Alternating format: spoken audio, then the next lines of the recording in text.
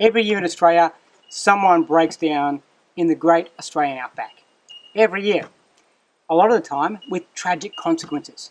Sometimes those people just never get back home. And it's unnecessary by and large. This little series we're going on at the moment is about how to turn your motor vehicle, whether it's a four-wheel drive, kitted out with the latest and greatest stuff, or it's just a family's runabout. People go off the beaten track in all manner of vehicles.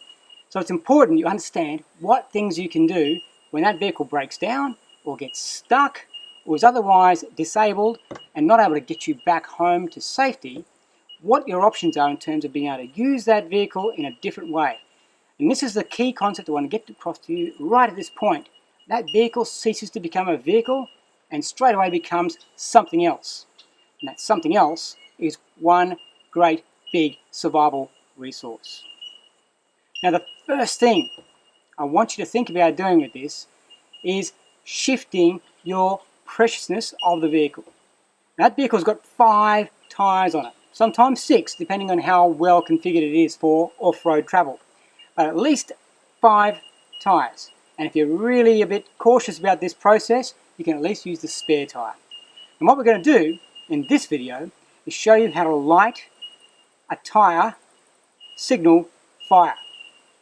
Okay, so we're going to use your vehicle tyres to call for help. Now we do this only when we start to become aware of search activity in our vicinity. That's really important. Don't just light them willy-nilly. Light them when you hear search aircraft hovering around the area, clearly looking for you. Hopefully you've done a whole stack of other things beforehand and you know there's a search happening and that it's focused on your welfare. But just in case, make sure you're aware that the aircraft are going to be looking down at the Australian landscape and seeing a whole stack of wildfire smoke. And it's all white and grey.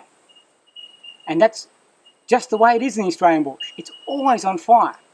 So if you suddenly light another light, white and grey fire, it's just one more fire in a complex array of fires on offer that the crews need to search thoroughly for each one. A tyre fire is different. It burns black, and we're going to see that in just a minute. Okay? But lighting that fire is not as easy as a lot of people will tell you it is. I've done it a few times, and it can take a bit of effort. So I'm going to show you the fastest way I've been able to figure out to date to get a fire lit on that tyre and to do it quickly. Right? So we're going to do that by first taking the wheel, if it's on the vehicle, off the vehicle. Secondly, if it's a spare wheel, get it out and we're going to deflate it. We don't want that thing going bang once we start to burn it. Right? We're going to have it in a nice clear area so that it can be clearly part of our entire footprint on the ground. And it's a clear statement. I would like some assistance here, please. All right? Very, very important basic concepts to start with. All right, so let's go and have a look at the tyre itself and what's going to be happening with that. So this is the process. This is our tyre fire. Now this is not the one of my car. All right, so hold your comments on that space. This is one I've got lying around the farm that I want to use as a demonstration because I'm actually going to light this one up. It's important you see the thing actually burning. Otherwise, it's just another expert telling you this is the right way of doing it without you actually seeing that it works. So this is one from the farm, and we're going to light this one up. Now it's already deflated, okay? It's already had the air let out of it, and if I wasn't sure about that, just in case you know nothing about vehicles, we just take out that thing there, the valve, and either remove it completely or deflate it fully.